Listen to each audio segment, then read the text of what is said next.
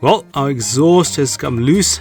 The rubber piece that holds it on to the chassis has given way, broken with all the vibration. The exhaust has melted slightly into our mud guard, so now we have an and cruiser.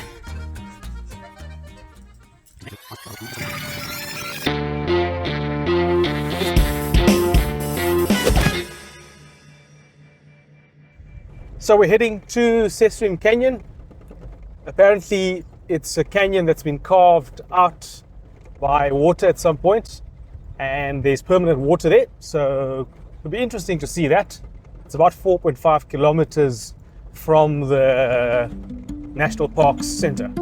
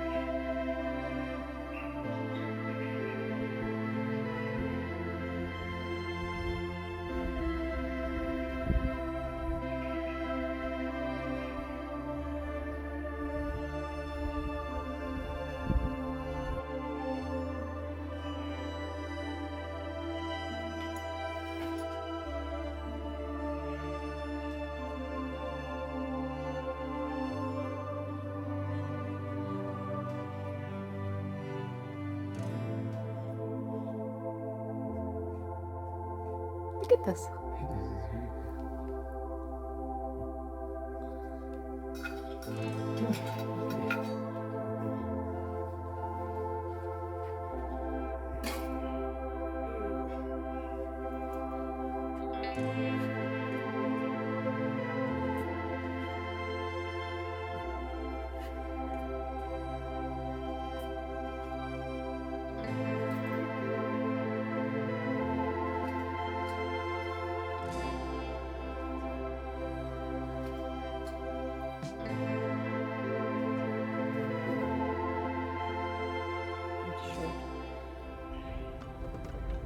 Sesriem Canyon is pretty cool. It's very different to what's here on the surface. It's hot, dry, and when you're in the canyon, it's also hot and dry at first and a bit dusty because there's quite a bit of wind channeling through the canyon. But as you get towards the permanent well that's there, the temperature drops quite markedly, and then it's nice and cool. Interestingly, in that water, there are a number of catfish and maybe a few other species of much smaller fish. So that was interesting to see as well. I wasn't expecting to see that. There's a few birds and stuff in the canyon, but how those fish got there, I have no idea. But they're there. The road to the canyon's pretty short. It's only 4.5 kilometers, but it is well corrugated. So it's a bit of an uncomfortable drive, but it's only 4.5 kilometers. It's definitely worth the effort to get there because, like I said, it's starkly contrasting to what's on the surface. When you go down there and it gets cool and you see some water and so on. So just be aware that the road at the time we're here is quite badly corrugated. So much so that we're driving quite slowly because when we drive fast, things get rattled about and shaken quite badly. Well, this time we get to really see everything, eh? Yeah.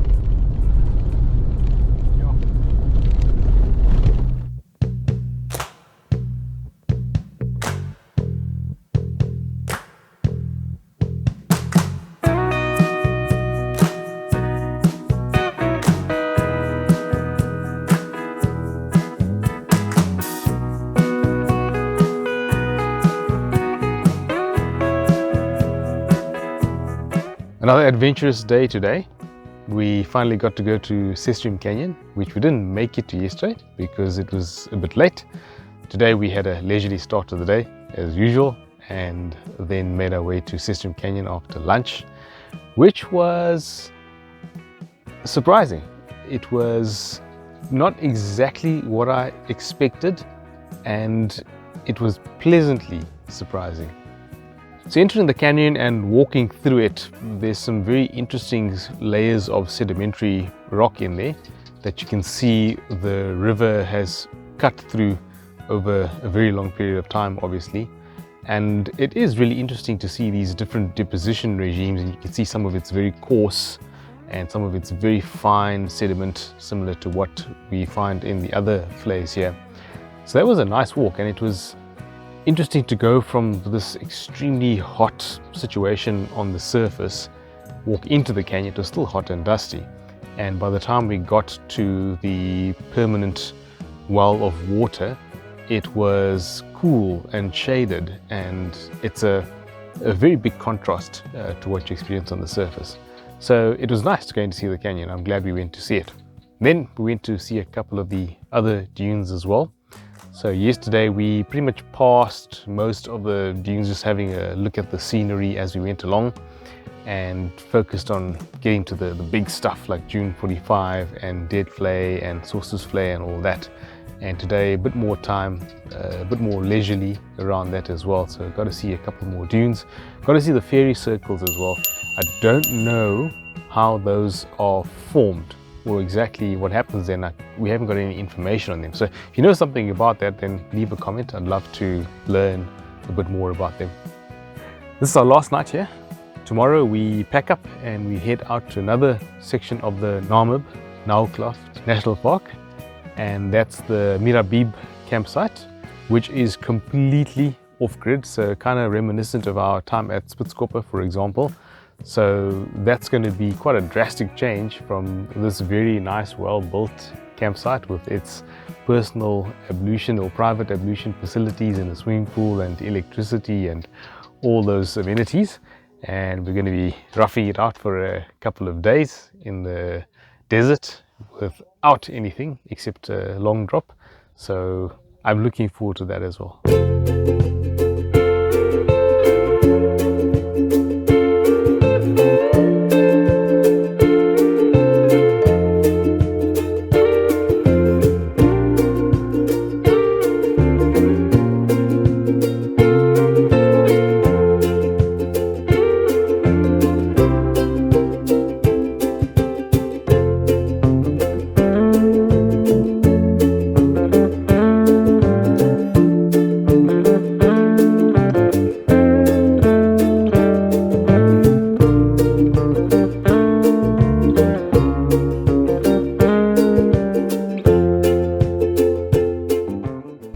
The tar road from Sesriem basically drives up or is up to the T junction with the C27.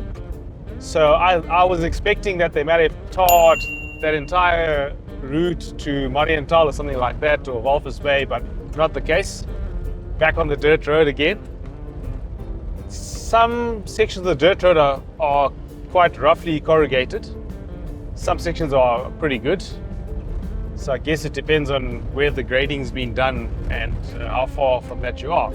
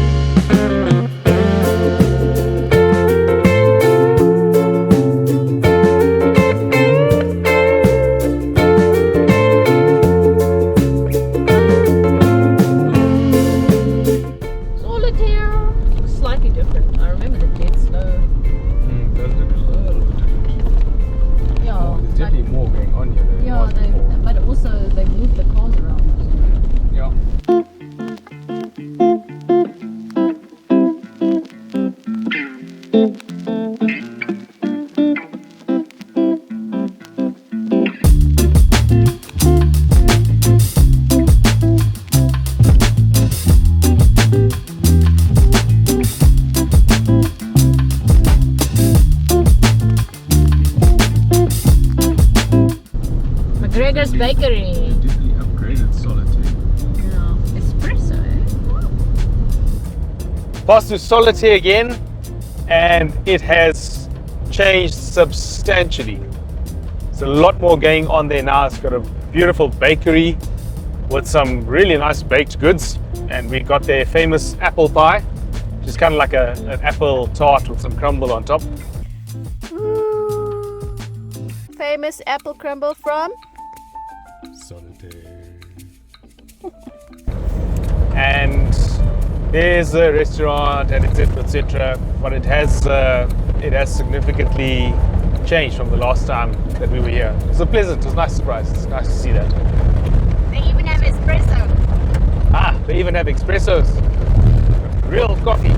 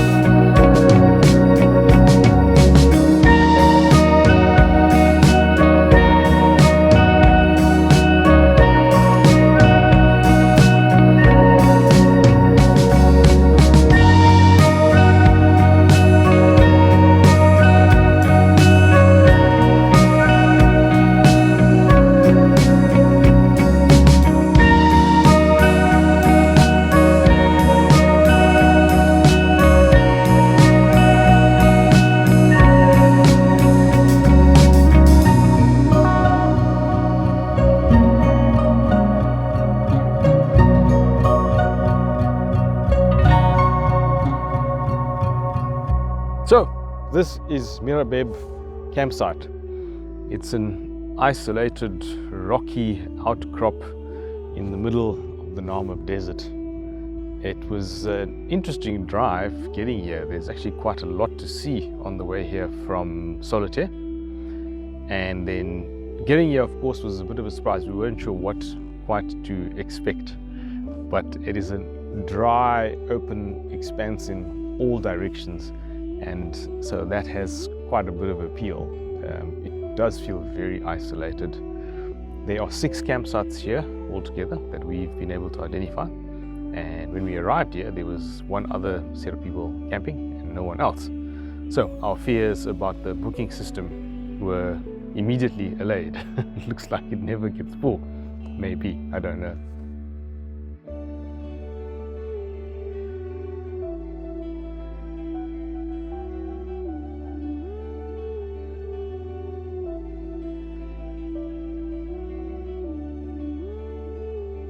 But it's a nice, really peaceful place to be. And so far we haven't done much except sit around and snack and drink tea and stuff and take a walk out into the desert and just have a look around. It is very isolated.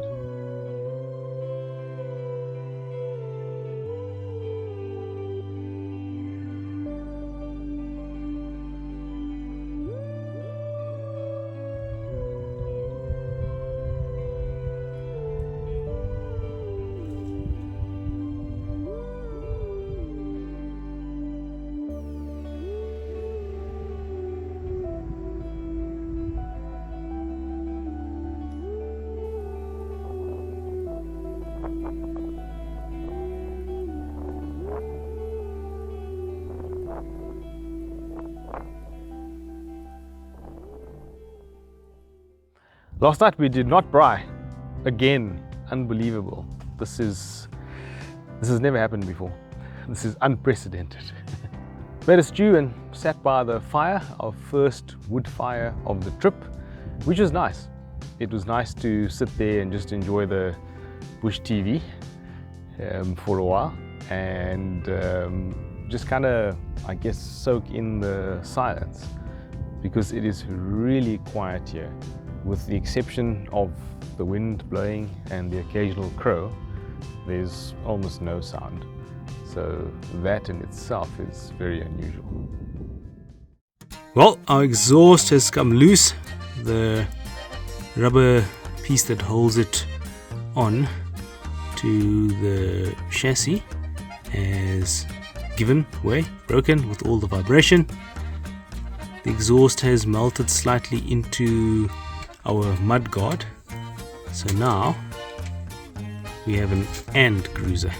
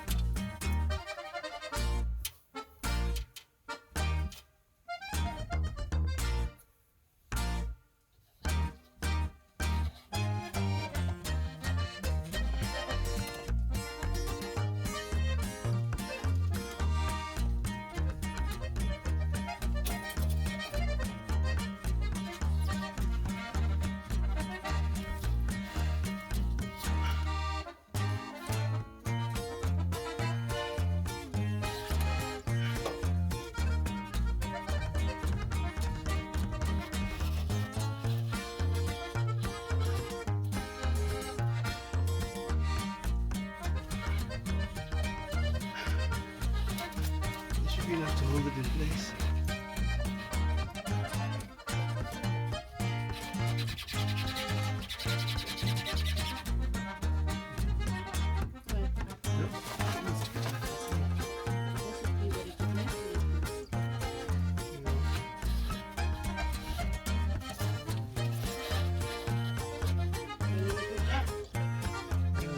What you're doing is fine.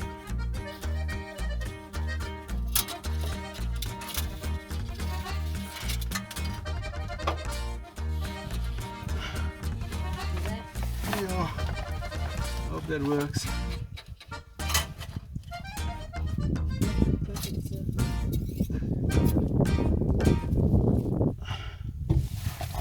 All right. Let's hope that works.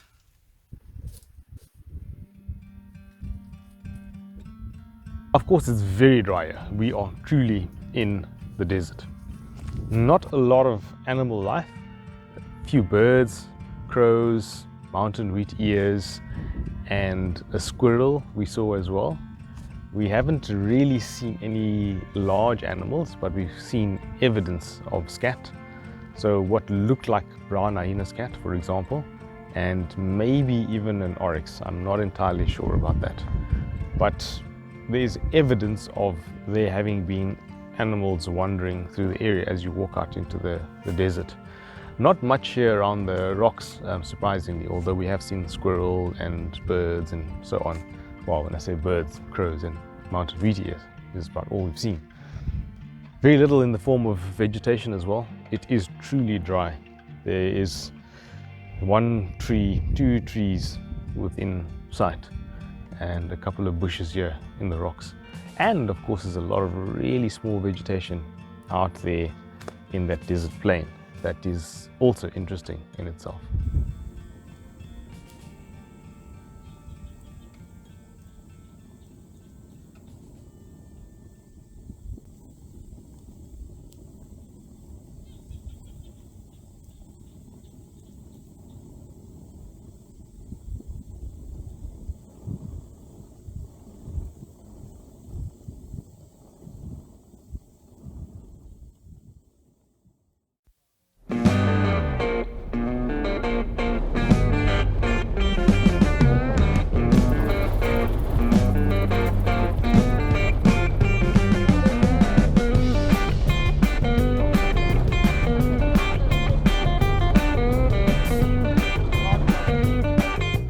So there isn't much to do around here at Mirab. However, there is a road that goes down to Kuiseb, which is a little research station, and then further down that road there's a couple of things marked on the map which we thought might be watering holes along the Kuiseb river.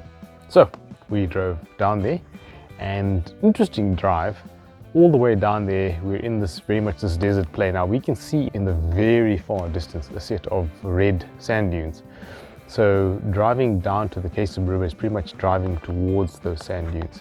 And when we got there, the landscape changes quite dramatically at the Kuiseb River.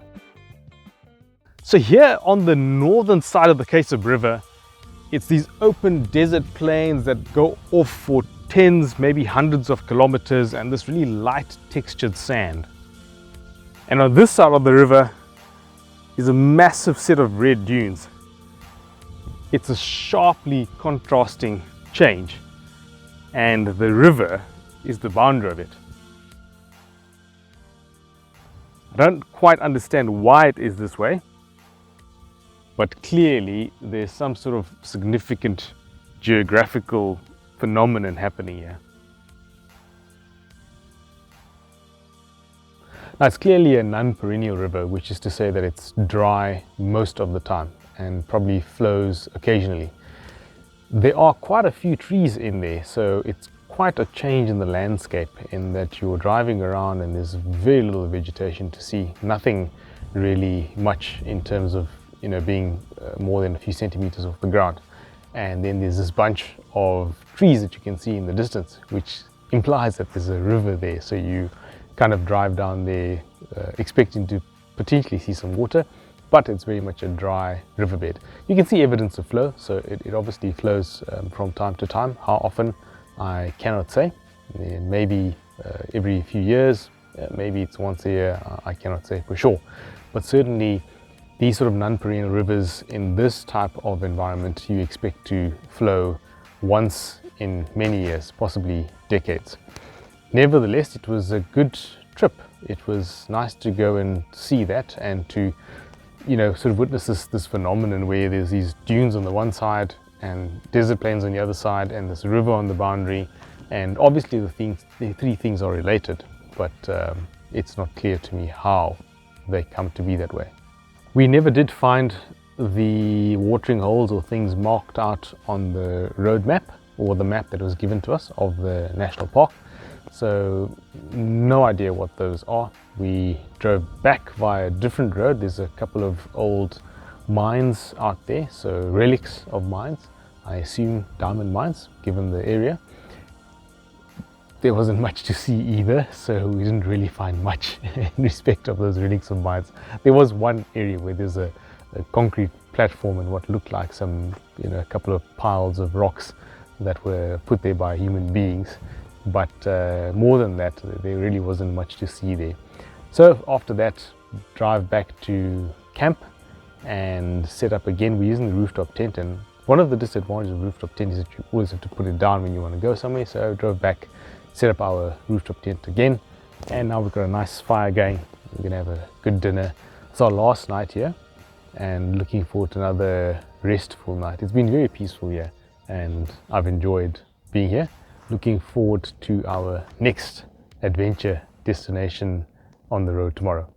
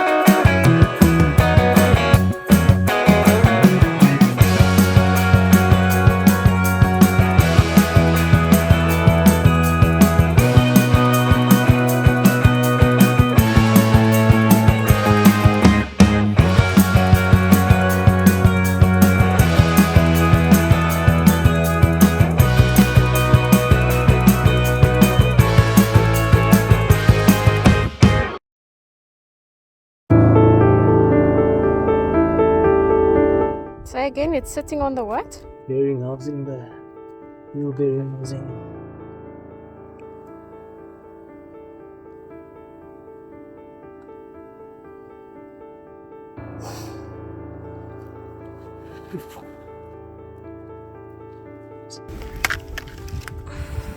Well, we have a problem. It looks like a major one.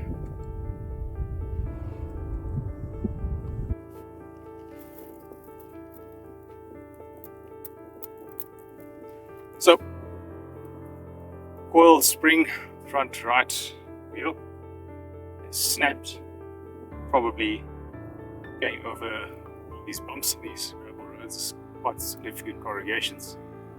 Obviously, this is not a brand new car, it's been around.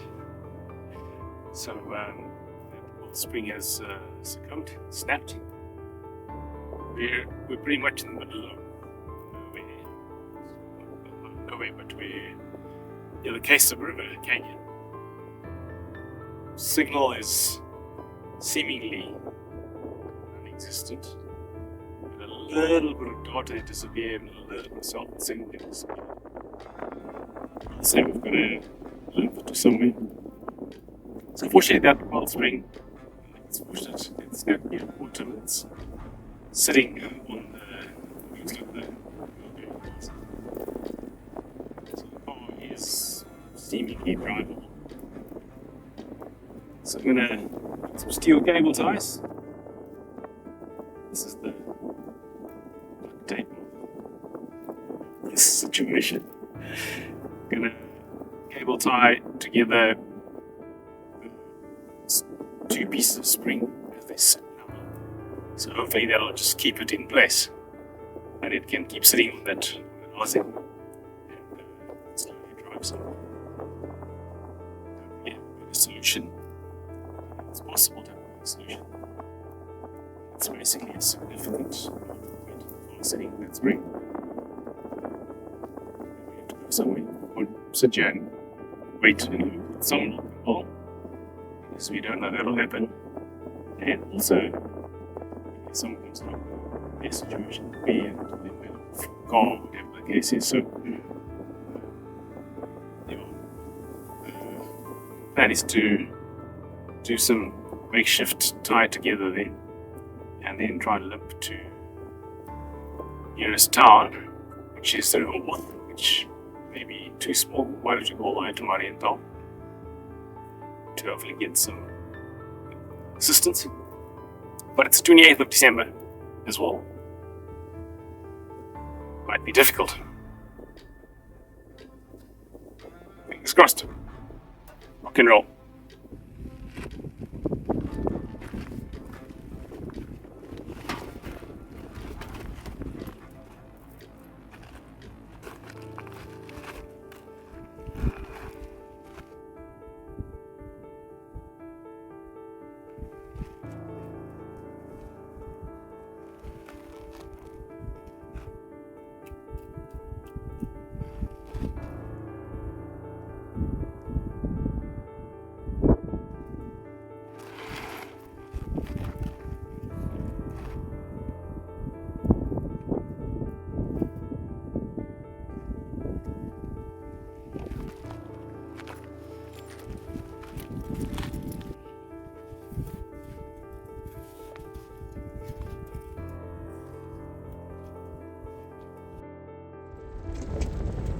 Okay, a few cable ties. I've added some wire as well, which I'll secure nicely now. So, yeah, this is what it is. Okay, that's the final outcome. Bunch of cable ties, steel cable ties, some steel wire. Main concern now is that this spring doesn't move. It seems sort of okay. It seems to have broken in kind of a good position because it's quite far from the tire.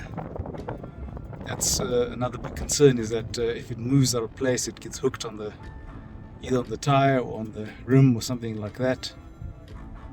Next thing is to check the brake hoses and make sure nothing's damaged or exposed there. But I think to just get us going again, this will work as a stopgap measure. Also, once we have signal, we'll ask, or in a town, we'll ask someone with a bit more knowledge, expertise on the matter. Right, check the breakers, and hopefully everything's okay and we can get moving again.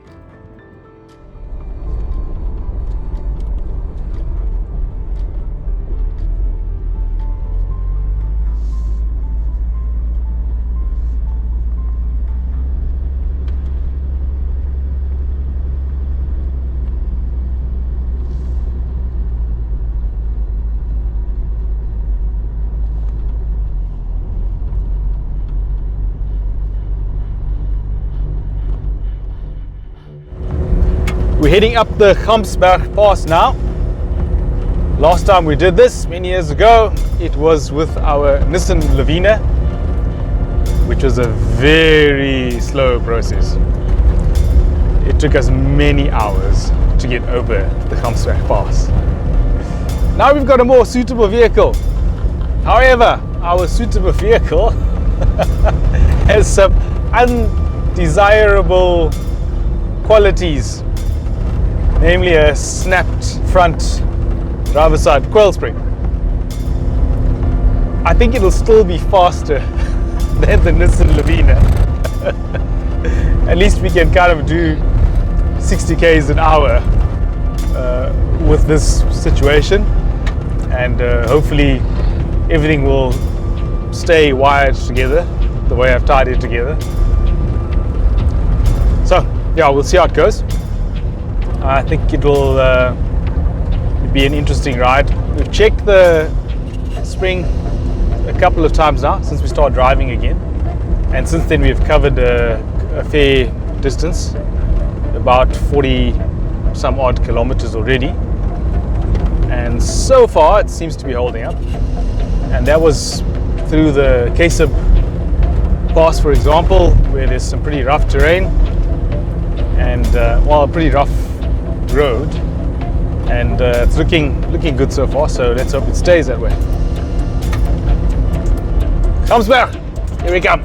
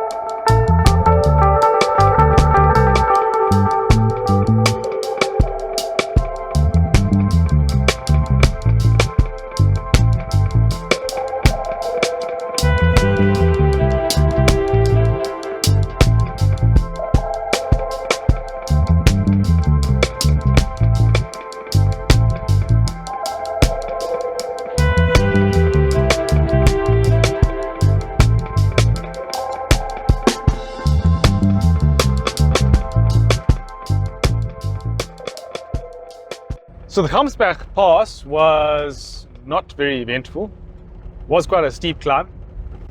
Our old faithful here did it with aplomb, slightly high engine temperature in some instances, but nothing to be majorly concerned about.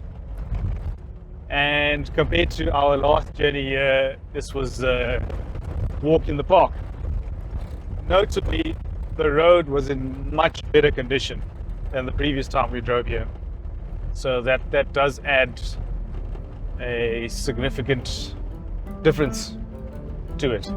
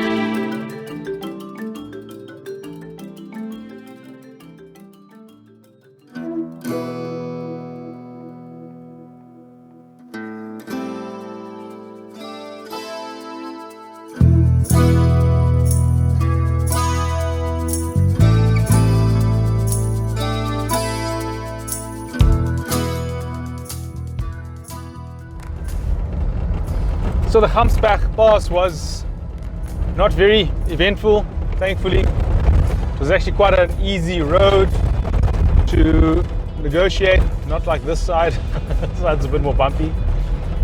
And we did it quite quickly, no major issues. It is quite steep.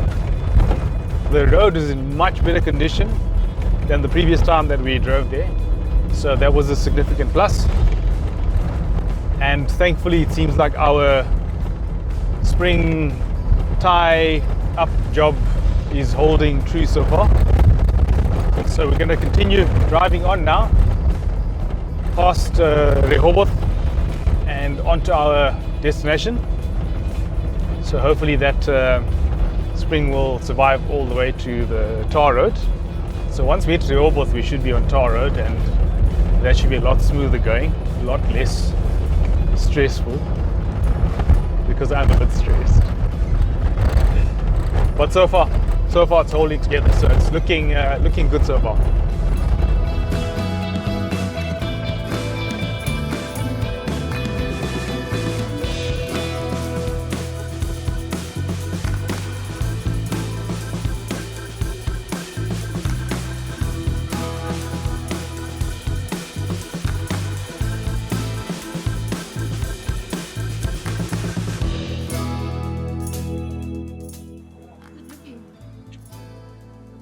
It's the same. Is it? Doesn't it slip more? It slipped in. If it slipped more in, it's a minuscule amount. It's a small one. But you feel okay? Yeah. So finally at Kalahari Anib, just outside Marienthal, having a nice relaxing day. Yesterday was a tough one. We managed to limp here quite late at night, so we arrived just before 10 o'clock. Welcome to Kalahari. Thank you so much. We're a bit late. You book? Yeah. You need to switch on You book for campsite? two campsite. Yeah. Oh no, that's not it. So, There, that's me. okay. Does it say camp 1? Camp 1. No, looks like it. We are waiting for you. Yeah, thank you so much. So, Do we supposed to go to reception? yeah. Is it? Yes, it's open. So we are waiting for you. I'm so sorry. Shame. Checked in, etc. Came here, set up our campsite. We had vowed not to use the rooftop tent again, but to go into the dome tent, so we set up the dome tent. Sure, that is a thick ass tail.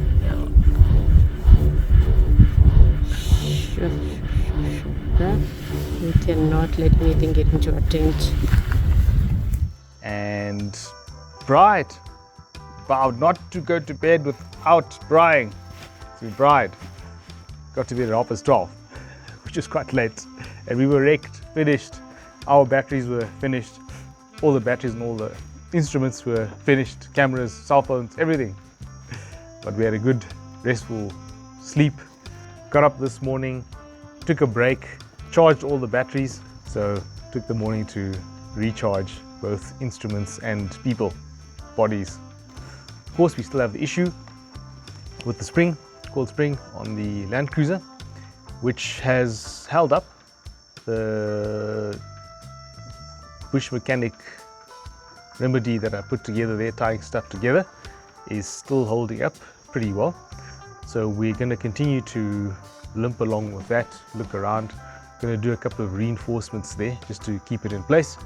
Have the option of lifting the chassis up and trying to drop that spring on the stopper, but I'm not in favor of that because I don't think it's long enough, and I don't want to make something more broke that ain't fixed already.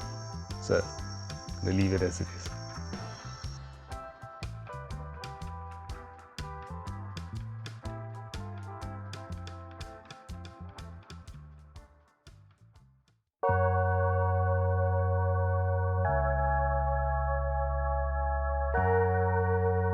I wonder if that's over the Kalahari.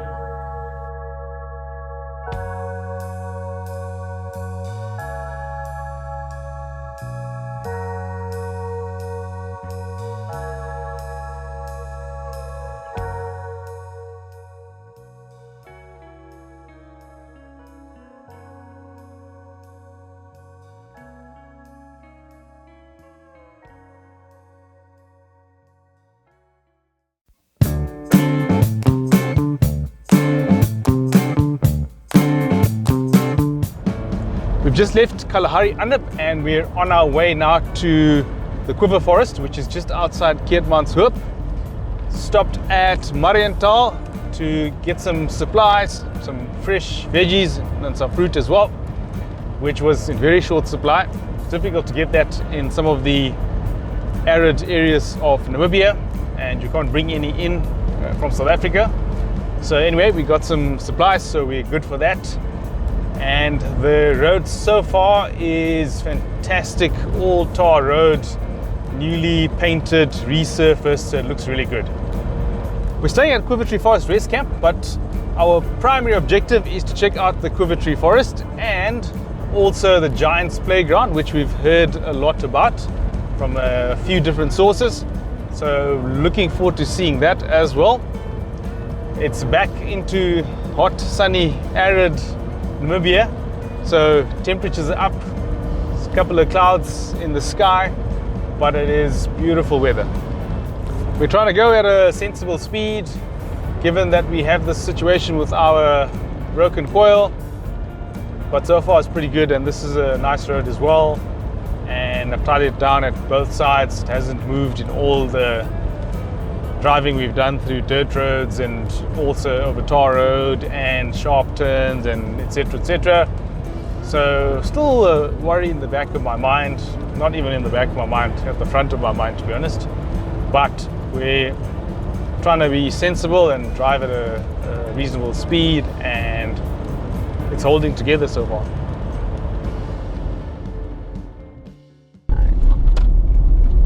Quiver Tree Forest, Quiver Giant's Playground, Mesosaurus fossils. Turn left to stay on M29. Don't know about the Mesosaurus fossils. Do you think that would be something worth going to see? Continue on M29 for 12 kilometers. Giant's Playground. What's a Giant's Playground? Grootman. Rias. No. Rias. Rias. Rias. So we made it to the Quiver Tree Forest. Got a campsite. We were a little bit worried about the campsite because we couldn't book it. We were informed that we must just pitch up and then get a campsite, and we were worried that it might be full, but there are tons and tons of campsites, and the majority of it is empty. Maybe it's the time of year. So yeah, it was quite easy to get a campsite, and then we pretty much just chilled because it was hot, the sun was at its zenith, and we found a nice shady campsite spot, and that's where we spent most of our afternoon. And of course then we went into the Quiver Forest to go check it out as things started to cool off a bit, and it's pretty awesome.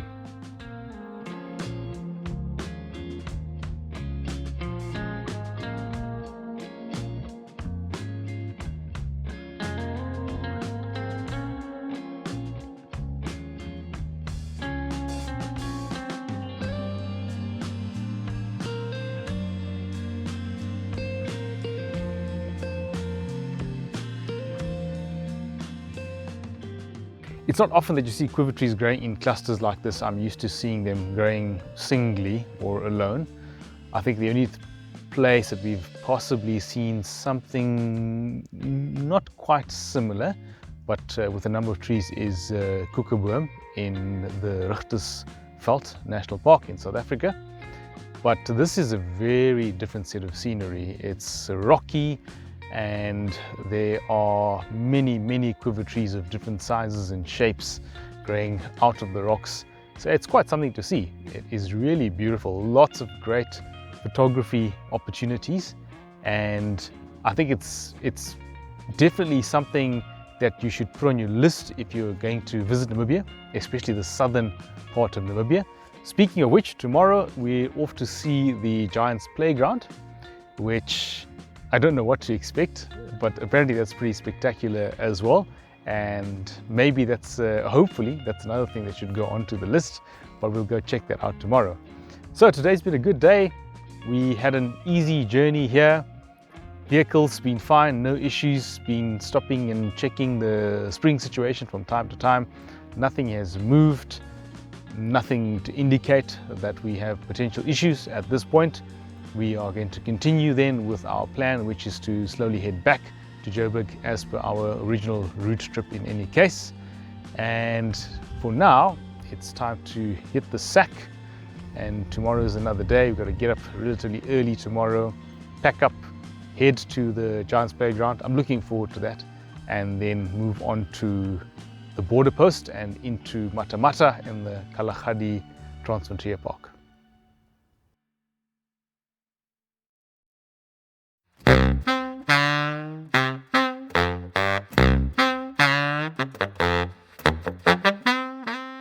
So we had intended to spend 2 nights here. However, there's a plant called stinkbush or smelly shepherd's tree, which is quite prolific in the campsite, and it's that time of year when this plant is flowering, and when it does so, it smells like an open sewer. So this is not a great place to be at this time of year in the campsite in respect of the smell, which is unfortunate, but which is nature as well. So these trees are very smelly, and they smell like that to attract a particular species of butterfly, and there just happened to be quite a few around the campsite. So when we got here, I was not expecting so many of them, and I don't think I want to spend an entire 2 nights and 2 days here. So we decided to move on to Mata Mata a day early. By some miracle, there is a place available at Mata Mata for us. That's highly improbable at this time of year. It's normally fully booked, but we managed to get the last available place at Mata Mata. So that enables us to head through to the KTP a day earlier, which of course means that we're going to spend 3 nights in the Kalahari instead of our planned 2, which is not a bad compromise.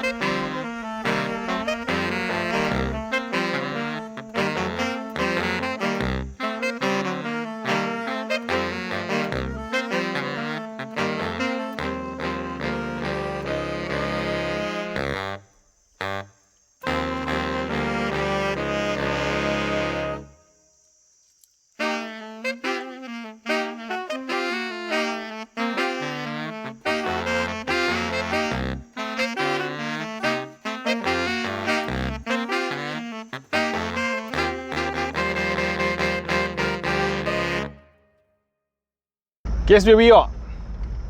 We're in the Kalahari again.